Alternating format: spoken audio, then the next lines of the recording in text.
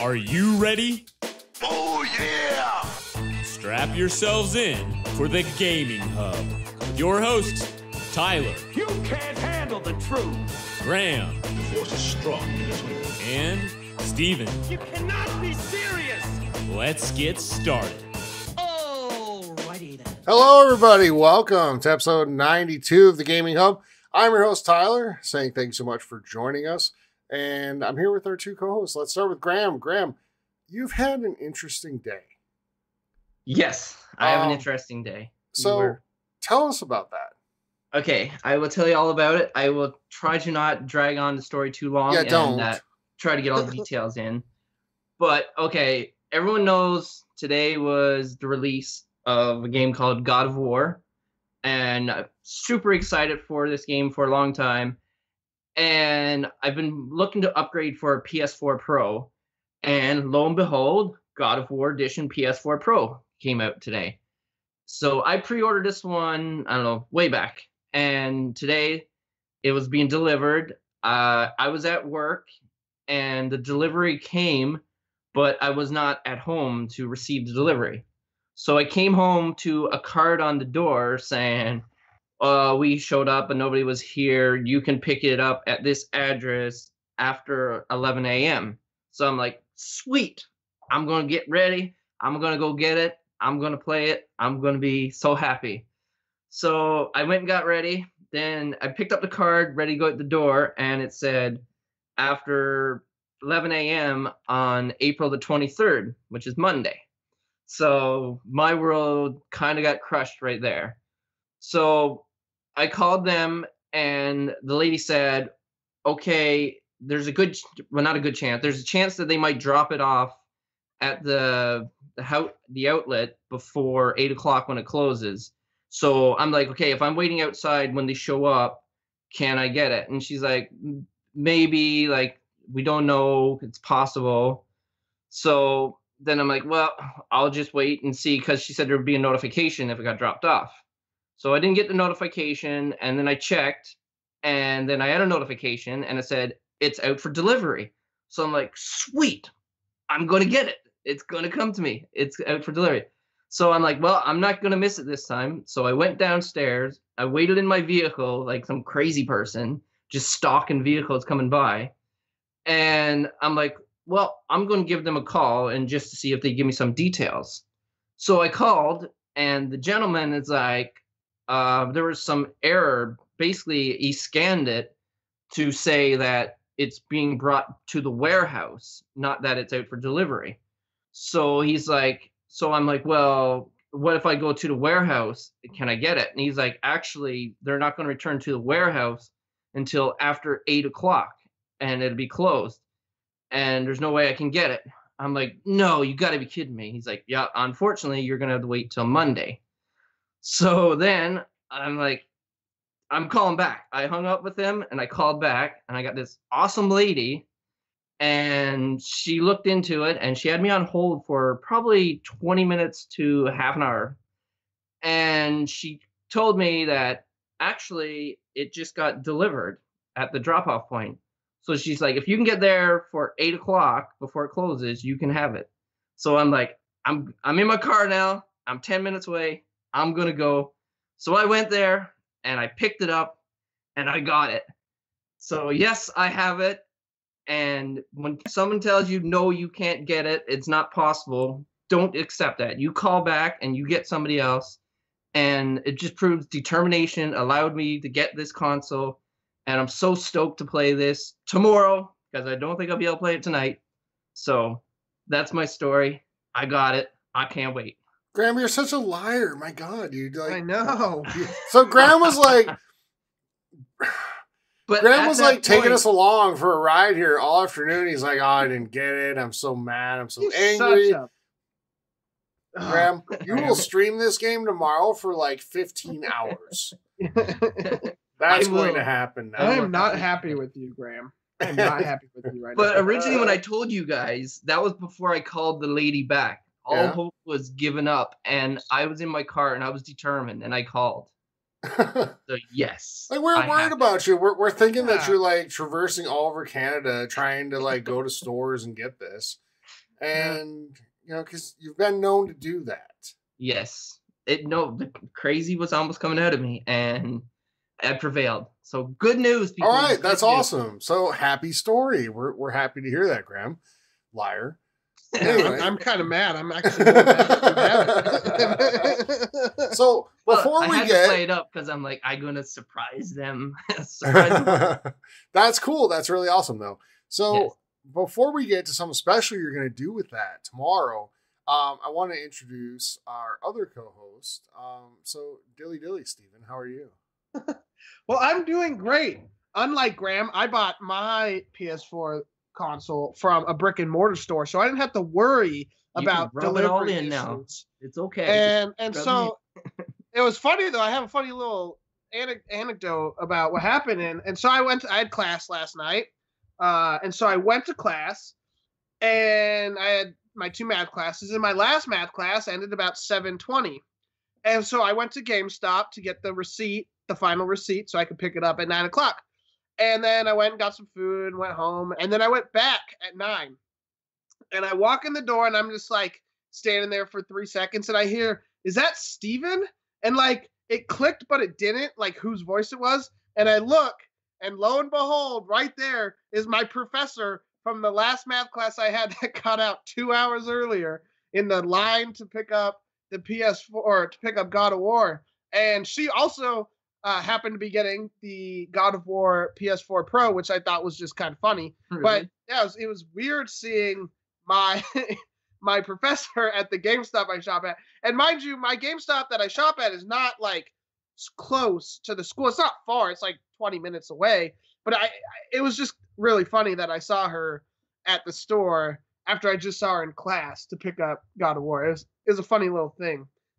And I got to play some God of War, and I've been loving it, and we'll get to impressions later.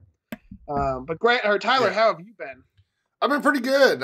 Didn't get to play a ton this week, and I didn't get all the excitement that you guys had around the PS4 Pro because I have one that I got last year. It's an awesome console. Like, it's fun, and I still think the Xbox One X is just a better console, and it objectively is. But we're going to get into the difference between the 2 consoles, and that's the games. Yeah. But yeah, I played some Sea of Thieves last weekend, had a good time with that. Still enjoying that game. I know there's a lot of hate out there for it, but I think sometimes that the loudest voices are always the most negative ones. Yes. And that dominates the conversation. So I don't know. I think a lot of people are still enjoying it. I'm part of some Discord groups where people post pictures from Sea of Thieves every single day. And they're having a great time with the game. So I'm liking it. I'm still having fun with it. So yeah, that's been me. But I want to make an announcement. So we try to find new ways to engage our community all the time. And we have Facebook, which we'd love you to join. Go over and join the Gaming Hub forums there. We have Twitch, which we're streaming on live as we do this podcast. Twitch is TXH Gaming Hub. You can follow us on Twitter at TXH Gaming Hub. But we want to tell you that we have added a YouTube channel. And Graham, apparently now tomorrow, will be doing and posting an unboxing of his God of War PS4 Pro. Yes, I will. Yep. And Steve will be actually doing Let's Plays of God of War, and the first one's already up. Yes, it is. So if you go over to YouTube and you search for the Gaming Hub podcast, and please subscribe to us, we'd really appreciate that. And let's build a great community there too. So we've got some videos up already. We had some stuff done and ready before we launched and announced it to the community. So there's something there for you to watch. But we'll be putting up stuff every single week, and we'll be scheduling it out so we get stuff up almost daily for you to watch, enjoy, and comment on.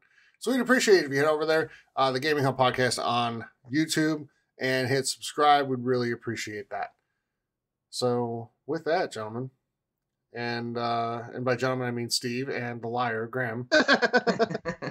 Got you guys good. You did.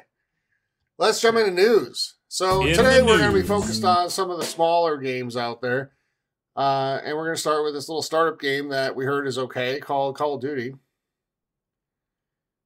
they're going to have, apparently, Battle Royale mode this year, but I think, more importantly, there's talk of no campaign in Call of Duty Black Ops 4 this year. Guys, your thoughts on that? Well, first and foremost, if they're saying it will likely not have it, I hope that they don't just get a whole bunch of backlash and people are like, they really want a single-player campaign. So let's just spew something out, slap on single-player campaign, because we will know that you guys slap this together. So if you're going to do this, then you better stick to your guns and put out a kick-ass battle royale that people are going to enjoy. Because I'd rather you put all your time and effort into making this battle royale experience optimal than try to throw in like an half-ass single-player campaign. Because people, they'll know, right? And like I said, the big thing about Call of Duty is people like playing online multiplayer.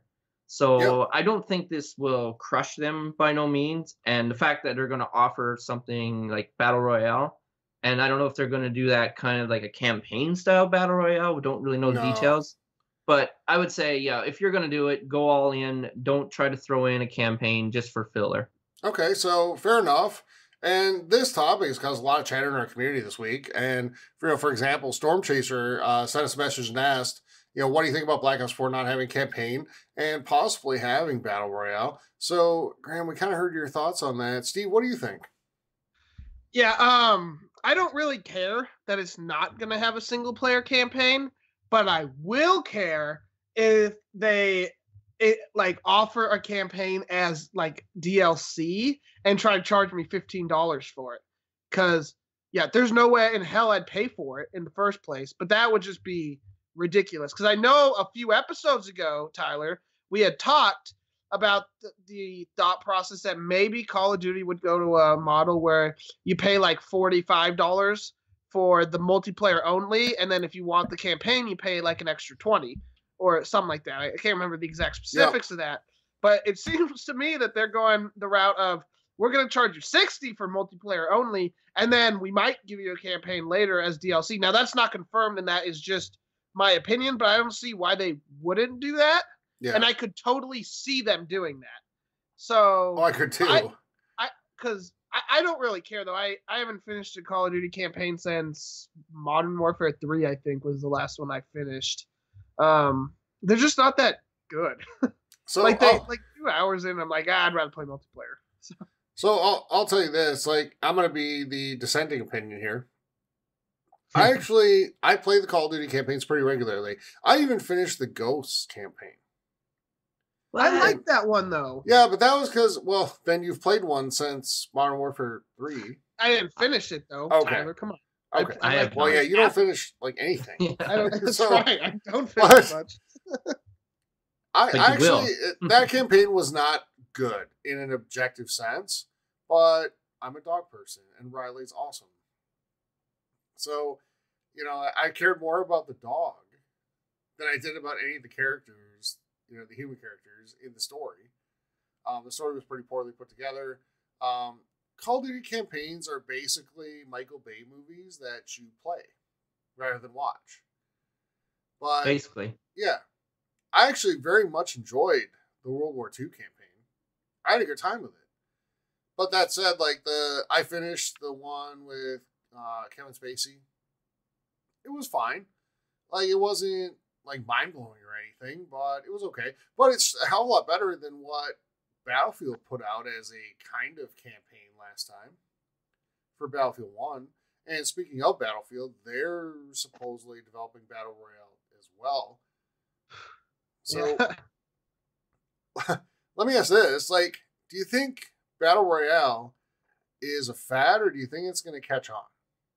I think it's going to catch on. I think it's already caught on. I don't think we're. I guess catch on's the wrong way of putting it. Maybe stay as a mainstay is what I'm asking. Yeah. I've honestly didn't I've always kind of wondered why battle royales were not a thing, for a long time. Because I was thinking when Hunger Games became popular when it came out in 2011, the books at least, the movies were later.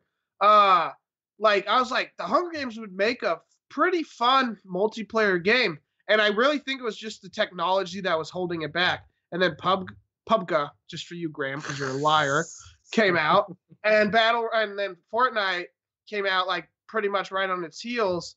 And those were the two really popular games. Now, I know there was one before that called The Culling that didn't quite make it as big, but I used to watch people play it on Twitch, and it looked really fun. It was like it actually was kind of exactly like the movie Battle Royale, if you've ever seen it, the Japanese flick. Yes, it's pretty good. Is that like Casino Royale or different? No, it's like the Hunger Games, but okay. The original. The original, and way more dark. But I'm surprised it hadn't caught on before, and I totally understand why these big games like Battlefield and Call of Duty are going to have it. And I think Call of Duty and Battlefield are the two that will, if they do it well, will take over as the go-to, because they're the big guys already. You know, like, okay, Fortnite's not, it's big now, but I think if Call of Duty has a good Battle Royale, you might see more people going that route. Just, you know, my thoughts. I think it's going to stick around forever. I feel like, especially for the next like 5 years, we're going to get Battle Royales out the wazoo. Graham? Yes. Like a few episodes ago, you guys asked me what was going trends, and I said Battle Royale, and it doesn't seem to be going away. Next thing, there's going to be Zombie Battle Royale. There probably already is Zombie Battle Royale. There probably will be. But yeah, it seems to be a going trend. And like these companies or games like jumping in on the Battle Royale, like I don't know if they're focusing entirely on it, or it's just going to be like just so they could say, oh, and we have Battle Royale for you Battle Royale fans. Because when I think Battlefield 5, like, and then Battle Royale, I don't know how that's going to transition. Like, they never announced anything about not having a single-player campaign. So if they're going to focus just on Battle Royale, that would kind of disappoint me, because I'm like, maybe you guys should maybe do a campaign or something like that, and maybe let Call of Duty have the Battle Royale. But I know it's basically it's competition, right? So they're going to be like, well, if they're going to do it, we're going to do it. And I know they're like competition is healthy and is going to make the other one be better. So I'd rather have two to choose from and play the better one than just have one that I don't like, and then that's the only one I'm stuck with, right? If I buy either one of these games. But I think Battlefield could stay out of the game. They don't necessarily need to go that route. Well, let me ask this then. Do you think that, because obviously, you know, this is a copycat industry, right? And when somebody catches on with something good, it's like movies, right? It's like somebody makes a good volcano movie, and then there's like 6 volcano movies in the next 2 years. Okay, but I'm pretty sure Volcano and Dante's Inferno, the other movie you were talking about. Dante's Peak. Dante's Peaks. You're right, Graham. You're right. God, yeah. I hate when you correct me.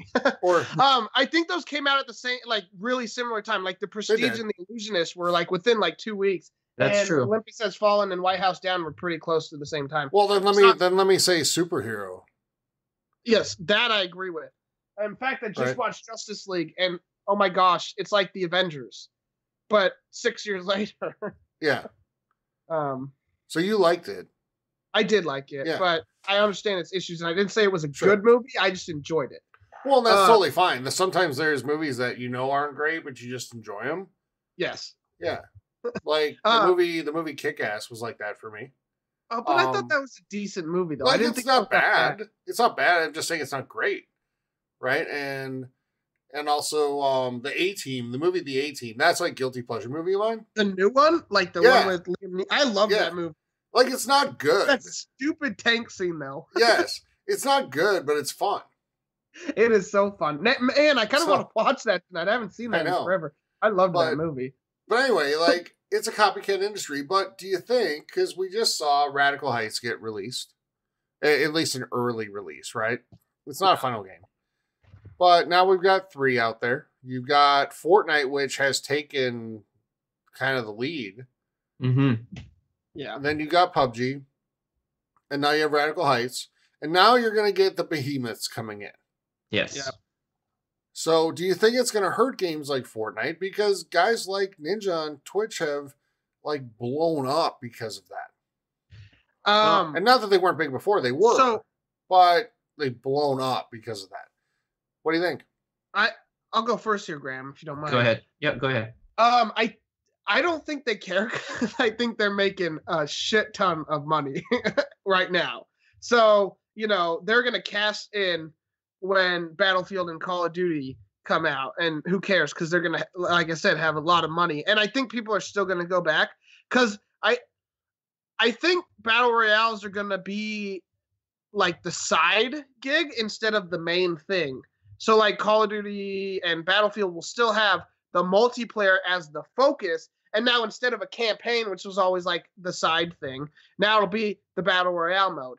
And also, before I forget, I think if I was a betting man, I would say Battlefield would have the better Battle Royale mode than Call of Duty just because of the weapons and like the vehicles and all that. I think it would make more fun, make a more fun Battle Royale mode. That's that's a good call. I like that. But that's what makes Fortnite a little different too, right? Yes, because you have the building. The building aspect, sure. Yeah, and I always thought the cartoony stuff would succeed more than the realistic version. By the way, Graham, before you go, somebody just called out watching us live that Olympus Has Fallen, great guilty pleasure movie. I agree. That movie's fun. But Graham, what do you think? Like, do you think that Battlefield and Call of Duty getting into this is going to take down games like Fortnite and PUBG? No, I don't. And I pretty much agree with everything that Steven said. He made some really good points. But yeah, like Fortnite is like Battle Royale is its main focus. It doesn't do anything else that I know of anyways, because I've never played it. And like I said, Battlefield and Call of Duty, and more of a side thing that they have Battle Royale just because of, and that might even get more people to play Fortnite because they'll buy Battlefield or Call of Duty and they've heard all this about Fortnite and Battle Royale, but they don't own it, even though it's free. But they play it on that and they're like, wow, I kind of like this mode, so let me go play. And I would say, besides Fortnite, PUBG is a game that more reflects this type because there's no building in Call of Duty and there's no building in Battlefield. So I think it might bring people like, oh, I'm going to try PUBG, especially for people on Xbox because it's not on PlayStation yet, which I'm sure it's going to come eventually. It will. So I think more people will try PUBG because of that. And PUBG focuses mainly on the Battle Royale aspect.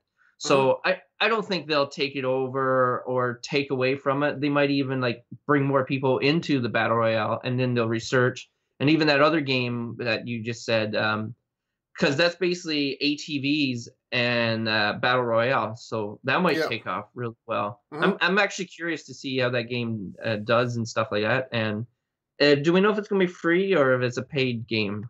Which one? The third one you said. Radical Heights? I'm actually Heights. not 100% sure on that, so I apologize. But and there's a fourth one, too, that you forgot, Tyler. The, oh, shit. What is the name of it? Well, you forgot it, too, apparently. Apparently, I did. It's the one in the... They showed it at E3 last year in the snow, like the Darwin Project. Oh, yes, Darwin Project, yes. Oh, yeah.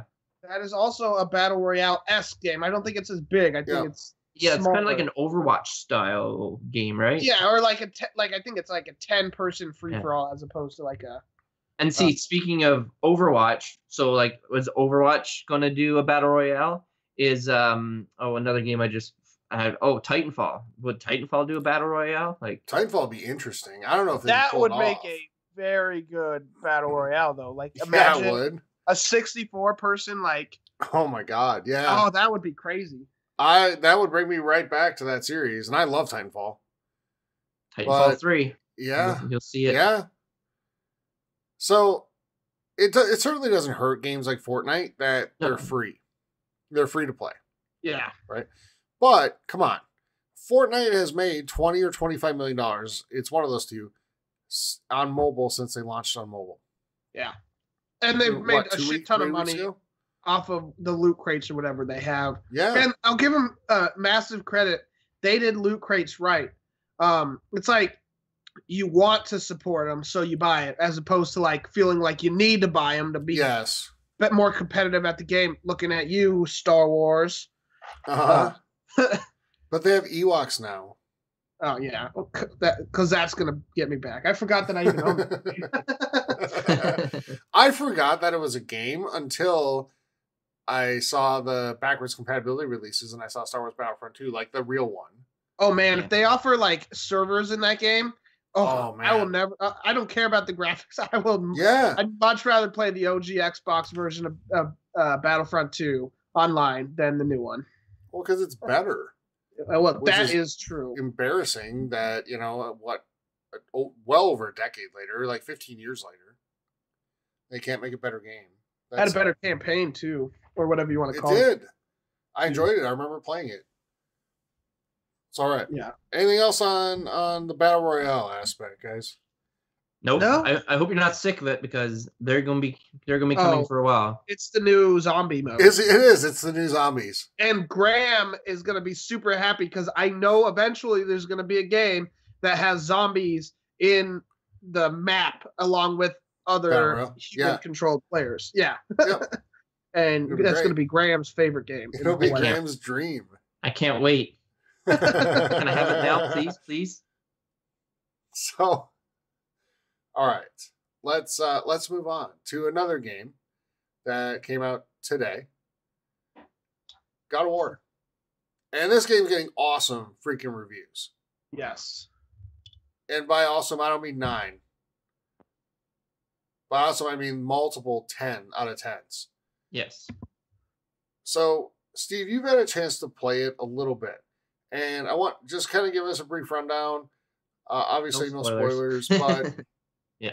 But just kind of your thoughts and impressions on the game. You've played about 2 hours of it so far. So, what are you feeling on the game so far? Do you think the 10s are valid? What are your thoughts? All right, so I'm not going to Zelda this up here, but I know for a fact that this game is a 10 out of 10. Like I can tell an hour in, and because I basically played to get impressions, and then I recorded the video today, so I had to redo basically everything I did last night to play through for the video that's going up on YouTube. The combat super smooth, really fun, and I can see how like as the game progresses, it's gonna advance, so it's not overly difficult to like you don't have to memorize like 70,000 button combinations to pull off a dope move, but it's gonna like branch out, and I can already tell that the game looks beautiful. Yesterday I was playing in 4K. Today I was playing in 1080p because the capture card I have is only in 1080p, unfortunately, but it still looks amazing. Like it's one of the best looking games. The characters, I'm already invested 40 minutes in. I like Kratos, like holy shit, I didn't think they could do it, but they made him like still to his roots, but you kind of like you see how he's advanced in age. I don't know how to explain this well without going too in depth, but play the game and you'll understand what I'm talking about. There's a lot of exploration without making it so open world like Legend of Zelda, and I don't think every game needs to be like that. No. And it just I'm already like I want to not do anything for the next 4 days, like nothing, and just play this game. That's how good it is. It's addicting. Its hooks are set in me. I can't wait to go play this game again. So let me ask you this. You replayed today what you played yesterday, right? Yes. Did you mind that at all? Not really. No, that's the trademark of a great game, right? Yeah. Like the cutscenes were all the same. Like, I mean, and actually that's another thing. There's not really cutscenes. They just kind of, you flow from gameplay to scene. And I love that because it doesn't take you out of the immersion. And it's also quicker. So I had no issue redoing it, and I actually found something I missed the first time playing it. And yeah, I already think, like, I think this game will win Game of the Year. Like, I agree with a lot of peers that Red Dead Redemption 2 has its work cut out because, this game is going to be tough to beat. And I'm only an hour. Spider-Man, too. Don't forget Spider-Man. Yeah, but I don't think Spider-Man will. I think Spider-Man's going to be more like the fun romp type of game, Yes, like just go mess around and have a good time. I think this is a serious game that tells a fantastic story with great characters. Yeah. And I that's your can't remember. recipe. I can't remember who tweeted it out, but basically what he said was like the combat of like Dark Souls, but a little more user friendly, like the story of The Last of Us mixed with like the exploration of like Uncharted mixed with some other thing. And it was like all these great games and it's all in one. And I totally understand that after playing it for an hour. And I am so excited to continue going this game. Like, I'm going to throw aside most everything else. Like, I'm going to be putting a lot of time into this game. And yeah, I just want to go play it right now. We've had people. Go ahead, Graham. I'm sorry. I would say it's a sign of a great game too. Like when you're doing like comparison and other people, and they compare it with like 5 other amazing games. Say like take elements from this and this and this. Like that is the sure sign of a great game. Yeah, and I think too, like even going simpler than that, the sign of a great game is like when you're at work or you're doing whatever. Like all you want to do is go home and play the game. Mm-hmm. That was me today. Yep. Like I love my job. I love my job. I love going to work. And today I was like, okay, I like being here, but okay, you know, it's about time for God of War. It's about time for God of War. Like, I kind of want to go home so I can go play like 2 hours before we start recording. Yeah. And if we're at this point when I didn't have the system sitting in a box next to me, I'd be very angry and have this discussion. But I'm glad that I have it and I don't have to bring this angriness. So that's good. You guys talk about it all you want because I will be playing it tomorrow and I'm super stoked for it. Yeah, Graham, you have more patience than me doing this unboxing video because I'm not shitting you. I came home yesterday and I start like ripping the box apart. Like I didn't tear anything, but you know, I like got my knife out, cut the little plastic, start pulling everything out like as quick as possible. Like I had to go use the restroom and I was like, nope, I'm holding it. This is getting set up. I'm installing this game. Like I didn't take my shoes off, nothing. I want to play it. And I'm like, it's great. And like the last game that sunk its hooks in, and I knew I was playing amazing right from the start, was Legend of Zelda. Yeah, Breath of the Wild, when I got that game over the summer. I that was another one where I was like, I love what I do, but I want to stay home and play Zelda. And this is that game. Yeah, no, that's exactly how I was with Zelda, and I got a feeling I'm going to have the exact same experience, so I'm definitely psyched for it. So, real quick, I just want to give Sony some praise, because they're early exclusives for the PS4. When you think back to, like, Killzone, and then you think about Infamous Second Son, which wasn't bad, but it wasn't great. Like, those games were fine, but the best early exclusive release they had, my opinion, was the re-release of The Last of Us. But now, like, the stuff they've put out lately between Uncharted and this game and everything we've seen about Spider-Man is amazing. Yeah. Like, they deserve some credit and some praise for creating an experience and creating hype and energy and enthusiasm about games that's real and legit. And they deliver on it. It just goes to show that wow, I just lost my train of thought. Go ahead. Well, it goes to show something. I'll say that one of the I disagree a little with you, Tyler. Now I don't know if you counted but a year after the game came out, Bloodborne came out, and that was an amazing game. Granted, it was for a more niche audience, those who like the brutally difficult games.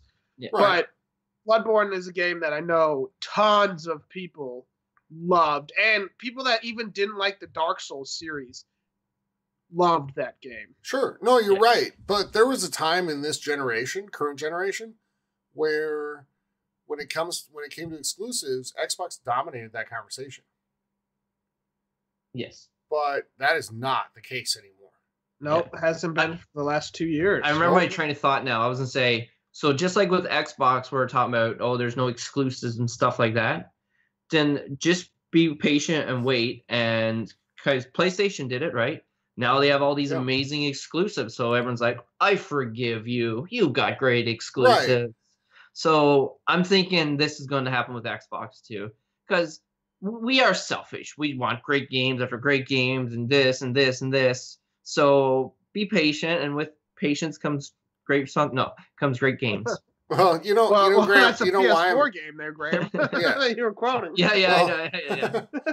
Graham, you know why I'm that way though? Because I just spent $500 Yeah. on a premium console.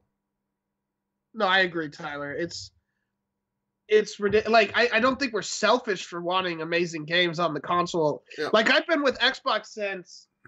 Well, I've owned every single Xbox there has been, Yeah, but same I've here. been with the Xbox like since 2007. Was when I got my 360 and Halo 3, and I haven't looked back. Like, I've had PS3s in the past for like, because I wanted Kingdom Hearts, mostly the remaster, Sure. because those games are amazing.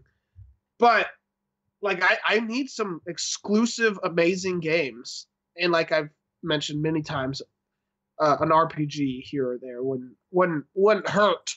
Yeah. Lost Odyssey was amazing, and I could use a second one. But Well, and, I know that's that's- where Xbox really falls flat, right? Is in Yeah. that realm, yeah, that genre. they needed to keep Fable alive, I think. First, Well, and and they will, because there's already talk about development of a new Fable game. yeah, but it never should have been But- talked about being canceled in the And, first yeah, place. and Or not canceled. making. Well, they shouldn't have departed so much from what made that series popular. Yes. That is true. Fable 2 was Exactly. awesome. Fable But- 3 was Yeah.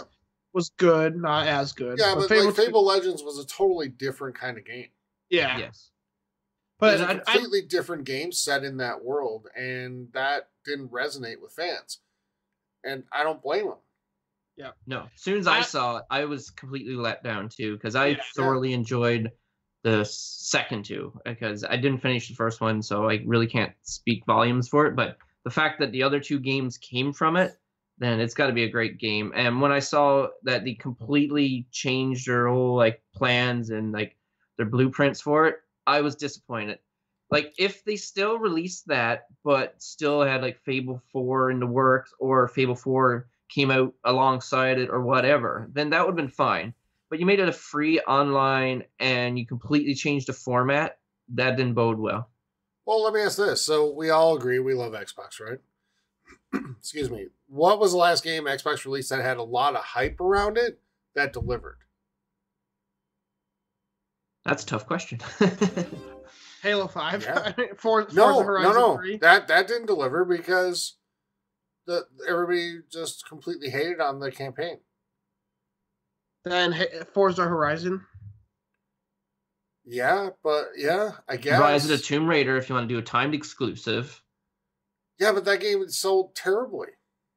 That's so Forza would be it's the so last terribly. one. Really? Yeah, Such a great because game. it released on the same day as Fallout 4. I know. Yeah. So Yeah, I mean, it's a that's- fantastic game. We're gonna talk about Rise of the Tomb Raider again a little later. Mhm. But yeah, when's the last time? Because Sea of Thieves had a ton of hype around it, and I really enjoyed the game. But It fell when you short look for some at- people, though. yeah, when you look at the court of public opinion, it's not unanimous. Whereas Forza lived up to its hype. it and did, especially the Horizon. Horizon games. Horizon, not 7. Yeah. Sorry. Although Forza 7, I'll tell you, is a lot of fun. It really is. See, I didn't like it, and I used to like the mainline Forza games. I played probably 30 minutes of it, and I'm like, I'd rather play Horizon. Okay. And that's fair. That's totally fair, because I get it. Like, Forza, the mainline Forza games, you're doing the same tracks kind of over and over. Yeah, 3 has definitely more like variety, and variety is the spice of life. And I'm Yeah. pumped to see what Forza Horizon 4 brings, especially being in 4K as opposed to like just remastered in 4K or whatever they did to make Forza 3 4K. Yeah. Because like I thought in 1080p the snow looked like sick when you would snow it on Yeah. your car. Like that game could break some graphical, like have some Barriers. graphical achievements. Yes, barriers, Yes. such. Yeah. No, I agree. But if that's the best thing you're putting forward, if you're putting Forza Horizon 4 up against God of War, Yeah, it's true. Yeah. that's a no contest. No. Totally true. No, I mean So- I get it. And we say it again out of love for Xbox, because we love Xbox. Yes. And we so badly, we've all bought the Xbox One X, all three of us. Yeah. we just want something awesome to say, I can play this on this console, and this console is the only place I can play it. Yes. Take out the PC stuff. I know there's people out there like, well, you can play on PC anyway. Just consoles. Yeah. So when we keep talking about this, like how Xbox doesn't have this, doesn't have exclusives, like there's a lot of pressure on them, and the ball is in their court for E3 they have to run away with this. If they don't, then people are just going to be even more discouraged, and people are going to start regretting buying their consoles, and people are going to stop buying the consoles, and they're going to shift over to PS4 because they're going to see, wow, now I have this great Spider-Man game coming out. Well, and then, yeah. So, yeah, like I think they feel the pressure too, because it's not just our thoughts that we're thinking this way. Like most people out there are thinking this way. Mm-hmm. Like there's so much evidence of that online. We'll talk about it a bit later too. And so I think they're feeling the pressure. So I think they got to deliver big. If they don't, they're going to suffer. I agree. This E3 is really pivotal because based on what we've seen so far of God of War, based on what we saw from Horizon Zero Dawn, based on what we saw from Bloodborne, based on what we saw from Uncharted 4, Sony can deliver exclusives. Mm-hmm. And even MLB deserves credit in there. It's the best sports game pretty much every year. Yeah. And then if we keep talking about top exclusives, then we like go into the realm of Nintendo. Like we'll be like Zelda and Mario Odyssey, right? And like Xbox is not up on that high list of exclusives. Yeah. And I think Microsoft's strategy right now isn't so much, getting people that, well, they want people who have the original Xbox to upgrade to the X, sure. But I think they're trying to appeal to people who have a PS4 to say, yeah, you also need this because it's the most powerful console. Mm-hmm. But what's the compelling argument to get them to buy it other than to say the games you can already play on the console you have will just look better? Yeah. And honestly, like, they're lucky. So, really. In some cases, dramatically so. Well, I mean, okay, but compared it to the Pro, is there really that much difference? Like, there is a difference, but is it enough to warrant spending $500 on a system? Yeah. If you already have a Pro, absolutely not. Yeah. I would say at least the One X as a 4K Blu-ray player. If it didn't even have that, then that would be another one up for PlayStation. So thank goodness PlayStation didn't put a 4K Blu-ray in it because it actually gives Xbox a little bit of a leg up. Yeah, and it's not even thank goodness because we're not necessarily cheering for one over the other. We all now have both the balance, One X and the Pro. Yeah, right. It's true. Yes. After tomorrow, I will. Yep. I don't want to have it, Graham. yes, I have it. Yes, it's in your possession. Although I kind of sort of hope that unless it's an empty box. It doesn't turn on for you. I agree. That's not nice. Well, it's not nice to lie either. By the way, Graham, it wasn't a lie. It's a trick. Just so you know, you can't turn the console on by holding the controller button down. You have to actually press the button. Because I freaked out when I plugged everything in, and I tried to turn the console on when my controller was plugged in by pressing the little PS button. No, you have to press the power button, and it's hidden. No, so good offense, but I'm smarter than that. I figured first time ever, you don't turn on the console with the controller. Why not? So. I did it with my Xbox, I think. Pretty sure. In fact, I did too. Yeah, I did. I didn't think you didn't. Yeah. Shut anyway, up, we're going down the rabbit hole. Let's not do that. Yeah. So, all right. But like I said, we don't say this stuff to hate on Xbox. We don't. We definitely not. Desperately want to be, really happy with what Xbox is doing. And there's a lot of good stuff they're doing. So, just going to mention again, Washington State's one of our biggest downloaded states. So, Phil, if you're out there listening, we love you. We do love you, Phil. You're the best. You are the best. and honestly, Phil Spencer and Major Nelson are awesome ambassadors of gaming, period. Not just for Xbox, but for video games. And that kind of transitions me into the next thing I want to talk about, guys, which a game like God of War, it's an event when a game like that comes out. That's really special. And it brings out the best in people, like we saw, like prominent people from Xbox, including Phil Spencer, including Major Nelson and others, and prominent people from Nintendo, like tweeting and sending out messages to Sony saying, hey, congratulations on an awesome game and a great release. Because God of War is projected to maybe be the best selling game at launch this generation, which is saying something. Because a lot of people think single player is going away. Activision thinks it so much that they're taking campaign out of Call of Duty. Until now, the top 2 launch selling games are both multiplayer games: Destiny, the original, and The Division. So it's saying something. But to see these other companies reach out and say, "Hey, that's awesome! Congratulations, great job! Can't wait to play it." That's great. You see the best come out in people. Unfortunately, it also brings out the worst in some. And Yes. we see people, and, I'm going to call it out because we've called out Sony fans in the past too. Xbox fans getting on and trashing on the game just because it's not on their console. And, to be fair, Sony fans getting on and attacking reviews that aren't as high as they think it should be. But we also see some other organizations that brings out the worst in them. Just this week, we all read, as an example, a review of God of War 4 that scored it significantly lower than what the game got from pretty much everywhere else. And that brought in a lot of hate from people. Quite a bit. Yeah. But here's the thing I want to say about it. And we're not going to mention the website or the person who wrote it because there's enough venom out there already. But first of all, the review was 750 words. How do you review a AAA game? Yes. A massive major release. One of the biggest. This is in the top 2 releases of the year.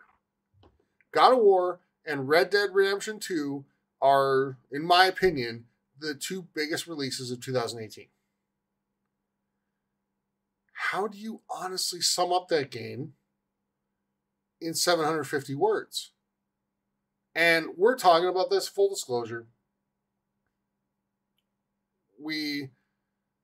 I know the person involved with the site that posted it. We're not affiliated with them, but I know the person. And had a conversation about it. Gave some feedback. We all did. And the consensus was that, we're gonna take this down for a couple reasons that we'll get into. But it didn't come down. And we talked about reviews on this show a few episodes ago. And kind of the ethics in reviews. And we talked about it in the context of Sea of Thieves. Where people were posting reviews at launch for a game that's super multiplayer focused. You got to let it be in the wild and see how it performs and have interactions to see what the game is. A game like God of War that's super story driven, you're going to tell me you're going to sum up that game in 750 words? No. Yeah. And you're going to do it in such a vague fashion that honestly it doesn't even seem like you played it. Maybe potentially taking some things that other sites said and putting a review together to get clicks. And I get it. I get that feeling of seeing your review get read and seeing your review get clicks. But I'll tell you this. I posted my review of Sea of Thieves and I had some feedback from people who thought I scored it a little too high. But you know what? I posted it like 10 days after the game came out because I wanted to give it time in the wild to play it.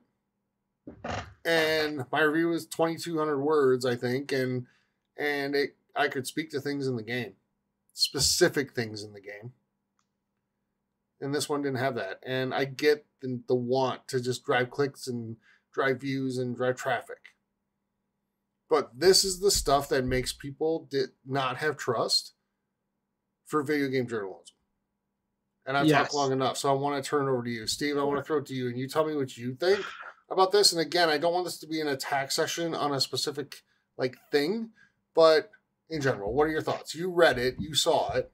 So I think I could have wrote more than 750 words about just the hour, or technically 2 hours I played of God of War, an hour apiece. So I played the same thing twice, so 2 hours total. I probably could have came up with more than 750 words.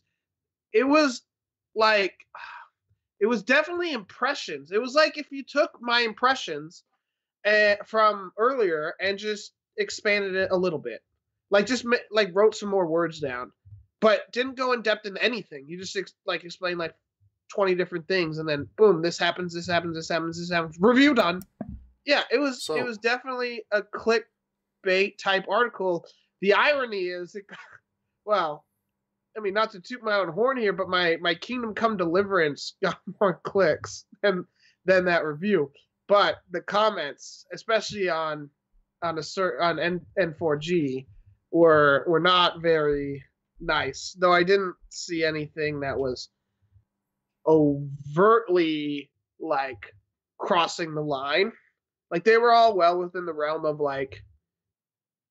we're kind of pissed that this is a review. They were focused on the work and not attacking the person. Yeah, right. Yeah, yeah, and I could see how some people might have attacked the person because some people are stupid and they do shit like making death threats or whatever.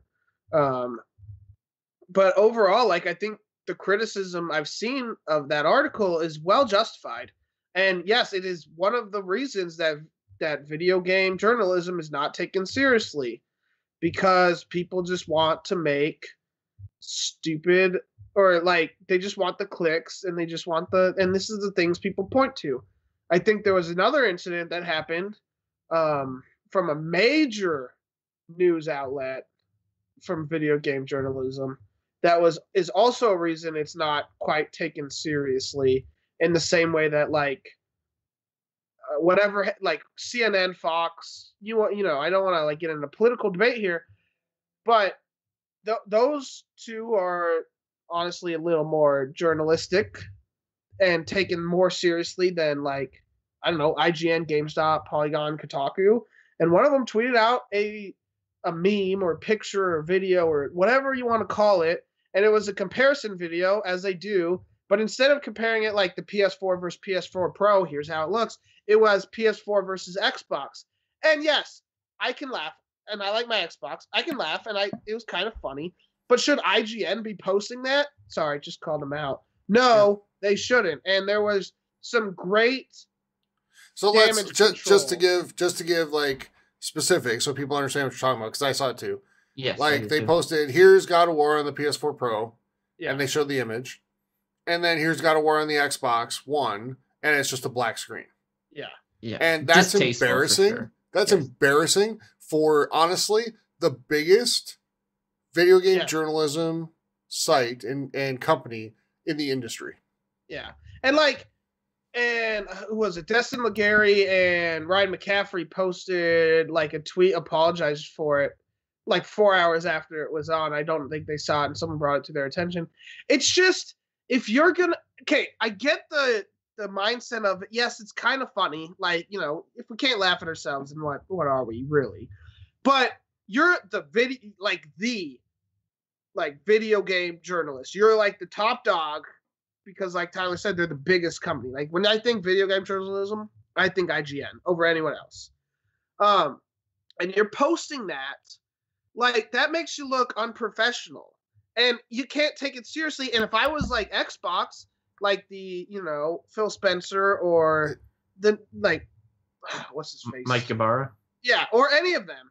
Like, I could be reasonably upset, and you'd have to understand why that this was posted. And you could maybe be like, hey, I'm not going to go to IGN anymore. I'll go to GameStop, Polygon, Kotaku, whatever have you, for news, Game Informer. And those are all 3 really big companies. So it was really dumb. And the fact that there are people outraged, and granted, that they're outraged that IGN deleted it. That's what they're mad about. And those are the people that are PlayStation fanboys. So they're like, oh, it's all... again, I don't want to go too deep in the weeds here, but those are all like the people with no sense of humor. I'll just leave it at that. Like, that's ridiculous. You want to be? How can you be professional and posting memes? Those two aren't. They're not the same. You can't be professional and post memes. Yeah, that's my opinion. My thing. And before I turn it over to Graham, to me, it's not even about it makes you look unprofessional, because that's a given. It makes you look like you're cheering for one over the other, and it makes it look like you favor one over the other. And guess what? There's a lot of accusations about that already. Yeah, I've always thought IGN kind of favored the PlayStation over the Xbox. Because, I mean, we can go back, and there are people at IGN, including the 2 people you mentioned, Ryan McCaffrey and Destin Leary, who I respect a lot as game journalists, and I think they do a really good job, and I think they're very objective. And this tarnishes them, and that's unfair, and it put them in a hard spot. But there's already instances, like last year at E3. We covered every single conference at E3 last year. Xbox had a pretty good one, and Sony's was shorter than normal. It wasn't quite as good as normal. Like, it wasn't bad, but it wasn't quite as good as normal. But, man, they got on afterward, and they were claiming it the greatest thing that's ever taken place at E3. And that, fans already start to think, well, you're slanted. I don't necessarily think that, but then stuff like this comes out that just reinforces that. But the reason we're having this conversation, and Graham, I'm going to throw it to you as soon as I say this, but I just want to put it into context. The reason we're having this conversation is because, full disclosure, had conversations with the site that we talked about first, not IGN, the first one, God of War. And said, hey, this is what it looks like. Honest opinion, it looks like the game wasn't even really played. Because what was in there about specific combat in terms of controls? Nothing. Yep. What was in there specifically about story? Nothing. Nothing but music. What was in there specifically about, the score in the game? Nothing. So it looked like, just perception, no proof of it, it looked like it was pulled from, vague ideas were pulled from other early reviews, but by the way, all the big sites got early copies, but the small ones didn't. And it looked like thoughts were pulled and something was thrown together to get clicks. And that's unacceptable, and it's unethical. And we're talking about it now because the commitment was made that it was going to be taken down, and it wasn't. Yeah. And quick, Graham, before you go, I'm just going to say, when you mentioned the score, I kind of slipped my mind. Like, that was... I noticed that the first 30 minutes into the game, like there's some music in the early stages of the game that's like at the end of Halo when you're driving the Warhog and you hear the dun dun dun dun, like, how that's amazing.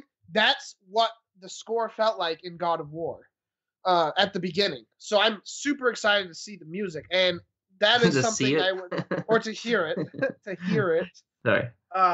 But that is something I would mention in my review if I was doing a review for this game. Just saying. Graham, your thoughts. We've cut you off long enough. Yeah, well, you guys have said a lot about it. I'll just say a few things, and we'll see where that goes. But yeah, many times when I've been interested into a game, like, I'll read the review or I'll watch the review, and they are lengthy. And even when they're not like major games, most of them are major games, but they're really lengthy. and they go in depth about many things. And when I read this, well, it was over before I even knew I was reading it, basically. But yeah, I got the impression that the game wasn't played much or any, and it does give it a disservice to such a great game, and to give it such a low score, like there's games that get 10 out of 10 that are like a masterpiece, like Breath of the Wild. I can't think of other games right now. And even when I played Breath of the Wild, I was like, well, I don't really like that, or that kind of sucks. But it's not enough to take away for the overall experience of the game. Yeah. So if I was doing a review and anytime, okay, I don't like that, that's a negative. I don't like that, that's a negative. Then that score is going to come down. But that doesn't reflect the overall experience of the game. So I think you give it a disservice. And I was reading some things about it, and there's some contradictions. Like basically, it said the game was great, but then it got rated as good. So how can the game be great if it's rated as good? So, and like I said, there was nothing about the score or the gameplay. There was nothing that made me enthralled with the game. I'm like, okay, this is not really servicing what a review is supposed to do. So yeah, and that it definitely was unprofessional. And I know that, okay, that's the greatest thing out right now. That's what everybody is searching. So let's just jump on that. But all gamers and people, like, we read this stuff. We know this stuff. We're passionate about this stuff. So when we see it that it's not that well written, or you didn't give it the going over the thoroughness that such a game deserves, then you're going to take backlash, and people are going to comment because people are like being vocal and voicing their opinion. Sometimes their opinion is kind of negative and attacking, which isn't that great. But there's some people who have constructive criticisms that say that it's bad. Maybe you should take that down, or you should fix that. And you shouldn't think that you're being attacked. Like, this person is trying to help you out, because they don't want to see such negativity around such a great game. And especially being part of the gaming industry, like, you want that to be a good positive vibe and no reason for people to attack. And then when you got IGN doing that thing too, that comparison, I'm like, man, like, what were they thinking? Like, really, you want to anger people in the industry? Like, some of those big companies like Xbox, like, they're huge. They're the reason you have a job, and you're gonna go out and deliberately like say, well, you don't have anything to offer and stuff like that. Yeah. Then I hope you get backlash from that. So you learn that you just can't do that stuff. Like, you're running a site where all these people come and visit, and you don't want to anger people. Don't bite the hand that feeds you. Right. And you're absolutely right, Graham. And the IGN thing, I'm just going to say that was most likely one person who went rogue. Yeah. Yeah. And it was dealt with by the grown-ups in the room. I'm sure that person lost the power to do that again, because it's like, okay, I'm sure you have to be monitored. There's a pretty good chance that person lost the power to enter the building. That's possible. He might have. Yep, he might have been fired. You would have to be pretty high up, though. He or she. You gotta think. Yeah, he or she. You gotta think about this, though. Here's the thing. Like Ryan McCaffrey, for example, who I have a lot of respect for. Like him or not like him, whatever. He's pretty objective and he's fair, and I think he does a good job. He's built relationships with people at Microsoft. He put together a podcast episode that had, the three main people who were responsible for the original Xbox, the 360, and the Xbox One. That was the best podcast episode I've ever listened to.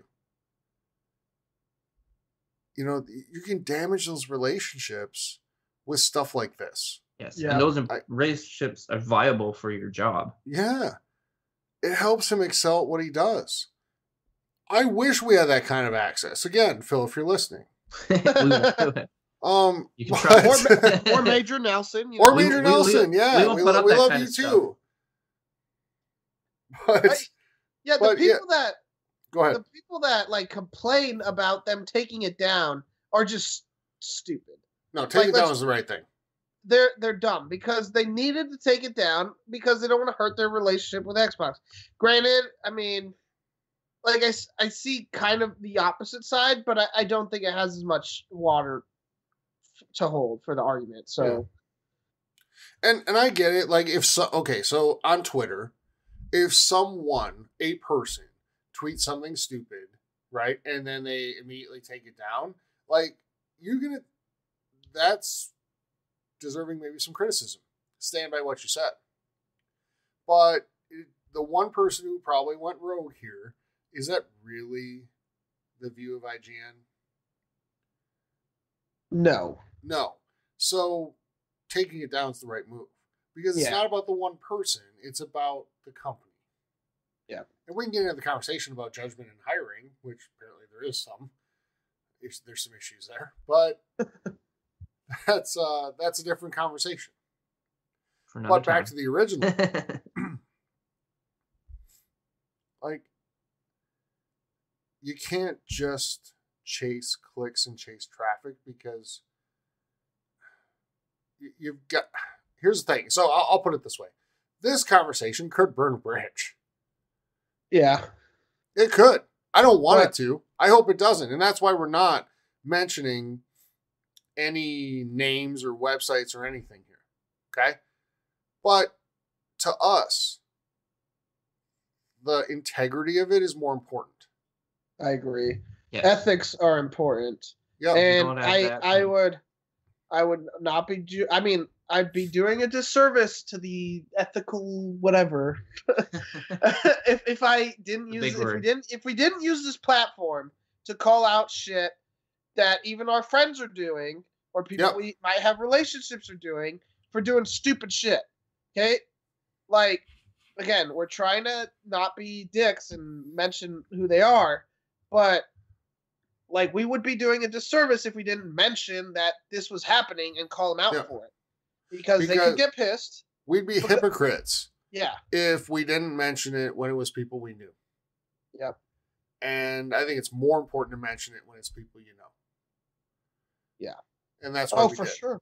And again, like, we make no secret. Like, we're part of the XboxHub.com. This wasn't from that site. Definitely. And I'll tell you guys obviously. This. I write reviews for that site. And I'll tell you this, you might disagree with the score I give a game. That's fine. Well, we'll have a conversation about that all day long. I love that. But the promise I'll make is I will never, ever write a review that's unfair to you or the game. And that means I'll play the damn thing long enough to get an opinion formulated, and I'll do it in a way, and I'll write it in a way that addresses all the aspects of the game, including the score, which is never mentioned, including the story, if there is one. Yeah. Including the graphics, including the environment, including the characters, all of it, including the controls. And when you don't do that, man, I don't know what to say. It gets me fired up. I'm sorry. It's complete crap. Yeah, and thinking about back at that review is it attacked it because it wasn't like the original 3, which that is not a viable reasoning to attack something. Yeah. Because that was a trilogy that I don't want to see that. I enjoyed those games. Do I want to play that same game again? No, I'm so stoked to see this new experience, like this new story, how it's going to unfold. Well, yeah, Graham, you're right. And here's the thing, though. It's not about the score. I don't give a shit what score they gave it. Give it a 2. No, and that was the back problem, it up. though. Yeah, you guys have to back it up. But that was the problem, that the score they give it didn't really reflect the article. No. So it was like we want to it was like writing it for views. It's exactly what it felt like because the stuff in the article, the substance, the very limited substance, did not reflect the score they ended up giving it. So it was like we're gonna we're gonna make it just enough to where you can be mad, but not enough to where like we actually have to like back up our opinion. Yep. There was a lot of issues, and yeah, I know, Graham, you have an issue with that thing. That was not the only issue. There was quite a bit to be upset about. And Yeah, I could not care less what score you give it, but back it up. yeah, Have specifics to back up what you're saying. yeah, and that's like writing 101. You know, you try to make an argumentative essay. You make your point. You give reasons why your point is your point, and then you give the ending, the conclusion. That's ninth grade shit. Yeah, I've known that for a long time. Yeah. Like, I don't think I'm a great writer, but I know that. So, anyway, enough on that. I feel strongly about, we can disagree about how good a game is. We can disagree about which console's better, all of that. That's fine. And that's a healthy discussion as long as we're not total dicks to each other just because we don't like the same plastic box the other person likes. Yeah. Don't be a fanboy. Or be like, it sucks. Why does it suck? Yeah. Because it does. Like if you're arguing just so you can validate your own purchase, your own decision, that's crap. And that's what most people do. Yeah. But if you objectively think one's better than the other, that's fine. We'll have that conversation. I love that conversation. Because you know what? They're both freaking awesome, and so is the Switch. Well, that's in a different way. Too far, Tyler. Yeah, too but far. in a different way. Because the Switch is a different console. Yeah. The Switch isn't competing with Xbox and PlayStation. It's not. No. So, but they're both freaking awesome. There's awesome things on both of them. Who gives a shit which one somebody buys? Because no matter what, the fact that somebody bought one makes gaming stronger. Yep. And I'm going to make the argument, I know we're mostly a console podcast, but you PC gamers out there, yes, there's a lot of stuff on the PC that is not on any of the consoles, mostly strategy games that I love, like Civilization, just to name one. So, we love all of you guys. We just focus because we don't want to overextend ourselves on the consoles. Yeah. But I do love playing my PC every now and again, and there's some amazing games on there. And if you're a gamer and you love listening to the podcast, you're our favorite people because we love gaming here. We love gaming. Yeah. We do complain about the Xbox when they do dumb things like don't have games to play on my $500 system. Yeah, the little things, The little things. Or PlayStation for some of their, quote unquote, consumer friendly, but not really practices, not having EA access, or Nintendo for not having multiplayer. Like, I'll mention all of those. But I or have Nintendo for me having to have 18 cords and 3 phones to do chat. Can I mention one thing I forgot to say earlier? What is with PlayStation and having 2-foot-long cords? I swear to God. Their HDMI cable's 2 feet long. The cord to go to their controller that lasts about 3 hours is 2 feet long, and their plug's 2 feet long. Where I have a 4K TV, I'm not sitting 3 or 2 inches away from the TV. I'm sitting 6 feet back. That's just my one complaint about the new system. All right, I gotta move us on. All right, you move it on. Steven's angry. All right. So we talked about some great games so far. We talked about probably the biggest franchise ever, Call of Duty, and we talked about God of War, which is awesome. So we're hoping for some awesome games from Ubisoft this year, including Skull and Bones. Hopefully it doesn't get delayed 3 times like every other Ubisoft game. But Ubisoft has announced its E3 conference date and time, so we know when we're going to get the answers to those things. And that's on Monday, June 11th at 1 p.m. Pacific, 4 p.m. Eastern. And by the way, we're going to have comprehensive E3 coverage, including shows about every single conference that takes place there. And we'll be doing those live on Twitch, and also you'll be able to get them on iTunes, CastBox, whatever it is you use to listen. We'll have all that information there for you. But Ubisoft's going Monday, June 11th, 1 p.m. Pacific, 4 p.m. Eastern time. So, Graham. Yes, sir. You're a big Switch fan. That's pretty safe to say. Yeah. I enjoy my So, Switch. Dark Souls is another game that deserves, longer than 750 words in a review. Yes. I probably write 750 words of how many different ways I will die or died. Yeah. So Dark Souls Remastered was coming out May 25th. You were going to buy it on May 25th. Now you're not. Don't tell me what I'm going to do. Oh, delayed. Oh, it's been delayed. Okay. So you don't really know when you're going to buy it, but it's now later this summer. So what are your thoughts on that? I know from the other systems, it's still being released on the launch day that was announced. So I'm thinking maybe there's some issues with porting it to the Switch. But honestly, like now I have the PS4 Pro and I got the One X, so I still have a ton of games. And if I pick it up on its release day, who the hell knows when I'm actually going to play the thing? So it doesn't bother me whatsoever. It's not going to be like, okay, it's not coming out on the Switch, so I'll buy it on a different console. It basically has no bearing on me buying it or not buying it. So, but if they have to do this to make it right, then by all means, take the extra time.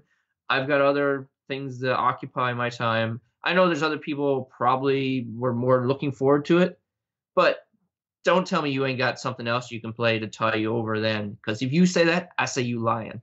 So yeah, Donkey Kong comes out around then, doesn't it? And Tennis Aces at some point in that window. Yeah, so yeah, there's lots. Not to mention, Graham's gonna tell us all later about a super underrated, awesome game that's coming to Switch next week. Which is? Well, you'll get to it. You will. We've talked about the game many times. And actually, there's two great games that are getting re-released on Switch. Yes. Coming next week. It's a good time to be a Switch owner. Yeah. So, but, let's throw some love Xbox this way. We've been a little hard on them the last couple weeks. Graham. No, have you guys So, IGN, we were a little hard on them too. They posted the top 25 Xbox One games this week, in their opinion. And I want to run through that real quick, but then we're going to talk about our top 5 each that you can play on the Xbox One. So the rules for this, for us, we have to have played it. So if we didn't play the game, it's not going to be on our list. So don't send us hate mail. I mean, you can mail at thegaminghub.net, but please don't send us hate mail just because we didn't play the game that you really love. But here's IGN's top 10 Xbox One games. So number 10, Titanfall 2, which had a fantastic campaign, by the way. Sure. At number 9, Dishonored 2. 8 was Overwatch. 7, Forza Horizon 3. 6, Graham, I know a game you've gained some interest in, The Witness. It's true. Yep. 5, Metal Gear Solid 5, The Phantom Pain. Number 4, The Witcher 3, Wild Hunt. Number 3, Rise of the Tomb Raider. Coming in second, I have an issue with this, Grand Theft Auto 5. And at number 1, Inside. What? That's my Which one? To it. Yeah. No, I know the game. Inside's awesome. I just don't know that it's the best game on the Xbox One. You don't and I have think, a big Tyler? problem. What's that? I said, you don't think? I don't. Say it isn't. I know. I have an issue with Grand Theft Auto 5 being on this list at all. Just because this was a game that originally released in the previous generation. Yeah. So is that like saying we could say Pirates from the OG Xbox? Now you can play it on Xbox One? Well, that's so are we going to allow backwards compatible titles to be entered in here? No, it's I don't want to go that far with it. That's basically what it is. I don't want to go, no, because it got a full retail re-release. So I don't want to go that far with it. But I'll say this is the same thing as Mario Kart winning Game of the Year like 4 years in a row. Not really. But they've won awards in different years for the same damn game. Just put on a different system. Mm-hmm. So anyway, we thought about this and we want to put together our own top 5. We're not going to do 25 or 10. Oh, what? I wrote down 25. No. Did you? No. Okay. I struggle with 5. Graham, that's not nice to Xbox to say that. Well, that's my opinion. It was hard to pick 5 because there's so many great titles out there. There you go. Attaboy. There you go, Phil. So you can still come on. Yeah. All right. All right. So top 5 each. Let's do Steve first. What are your top 5 games? Well, you're not gonna like mine. my number 5 game is Dark Souls 3. It's amazing. Okay.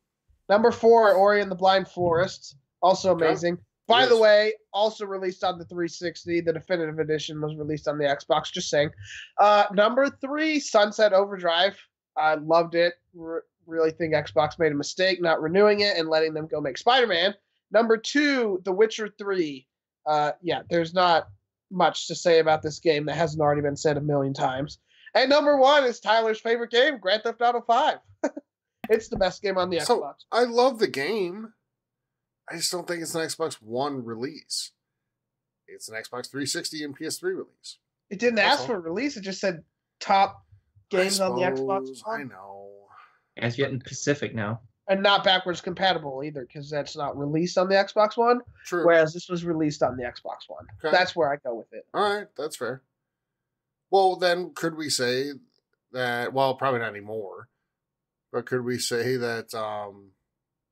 What's it called? I can't even think of it. The zombie game for PlayStation. Days Gone. Days Gone. No, the other one. The Last of Us. Good one. Last of Us. I said it earlier. The Last of Us. Could we say that's the best game on PlayStation 4? Well, it's not, but... I know, but you know what I mean. We're talking Xbox, and now you guys are talking PlayStation. Okay, so you're making me take out GTA 5 and Ori, because Ori was also released on the 360. I would add Diablo 3 and Halo 5 somewhere in that list. I think I would put those 2 at the bottom and move the other 3 Wasn't out. Diablo 3 on I'm not making you take it out. We're just debating.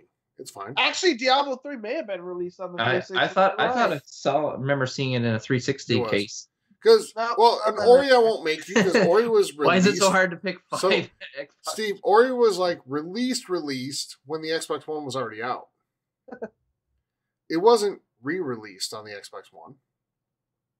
All right. It launched when the Xbox One was out. But I love GTA. I think GTA 5 is awesome. That's the first GTA 5 game I ever finished. That's the first GTA 5 game you ever finished? Yeah. No, the first GTA game, sorry. I never finished. So, but, yeah, I think it's fantastic. Except, we started GTA Online way too late. That was a debacle. Yeah. When we did that, but... Yeah, whose idea was that? Yours, Graham. I wouldn't... It was a rhetorical question. Didn't require an answer. Didn't require an answer. So... But anyway, no, it's a great game. Graham, what's your top 5? Okay, my top 5, which were 5 games that were actually released on the Xbox One. Number 5, I have Middle-earth: Shadow of Mordor. As you guys know, I'm a huge Lord of the Rings fan. When I discovered this game, I was in school at the time, couldn't quite afford it, so I was a little late into the game before I was able to play it, but I thoroughly enjoyed it. Next on that list is Unravel, which is a great game as a platformer. When I saw it at E3, I thought this game looks like it's going to be amazing. And then when the price was announced for it, I'm like, okay, even if this game's not that great, it's not going to be losing that much money. And it was great. Next, I have at number 3, Rise of the Tomb Raider, which was an amazing game. I really enjoyed the first one. I pre-ordered this sequel as soon as I knew it was coming out, and I was not disappointed whatsoever. Then, number 2 was Fallout 4, which I'm a huge Fallout fan, if people don't know that, and I really enjoyed that game. The story was really cool. I enjoyed Fallout 3, and I felt like this built off of it and introduced some extra concepts that the other one didn't have. And your procrastinator actually talked, which was awesome. I said procrastinator. Protagonist. Okay. Well, it is a Fallout. That's why it's such a long game. Yeah, you procrastinate a lot in Fallout. There's a lot of procrastinating. I'm like, yeah, I'll come back to that quest. Yeah, I'll look after that community later on. Never did. So yeah, that was my number one procrastinating game. And the number one on my list it was on Steven's list as well, which is The Witcher 3: The Wild Hunt. That game, the story was awesome. The characters were awesome. I thought it was well written. I'm super stoked with anything with CD Projekt Red written on it from the here on out. They're kind of like in the Bethesda realm for me now. They're an amazing developer. So yeah, I did make a list one time before of my top 5, and I did have Fallout 4 at the top. But I think The Witcher 3, with its characters and the story, I think it's a little better than Fallout 4 in my opinion. And that is my opinion. So if you guys want to send hate or anger towards me, let me know what I picked wrong, and I'll tell you, no, you're wrong. Wow, I have something to critique you on. For someone that liked Shadow of Mordor, I am super surprised you did not play Shadow of War. Wait! Don't say I didn't play it. Oh, you played like 10 minutes of it. No. Yeah, how far you get in it? Like an hour? No, maybe 10 hours. Oh yeah, okay. Why haven't you finished it? It's a better game, in my opinion. Well, okay. But remember, I'm always right. If we're attacking people for not finishing, which you were the worst one for this, you did not finish Shadow of Mordor, did you? Graham, I think the list of what I have finished is shorter than the list of games I've started and haven't. So Steve's well known for not finishing games. So Steve, tell us, how many games on your top 5 did you finish? Finished GTA 5, Ori, and Dark Souls. So 3 out of 5. The Witcher 3 it just came at a bad time. And then Sunset Overdrive, I have an excuse for that. I was a completionist in this game, and I was trying to finish every single quest. Side quest and main quest. Yeah. And one of the side quests glitched out, and I was like, I'm done.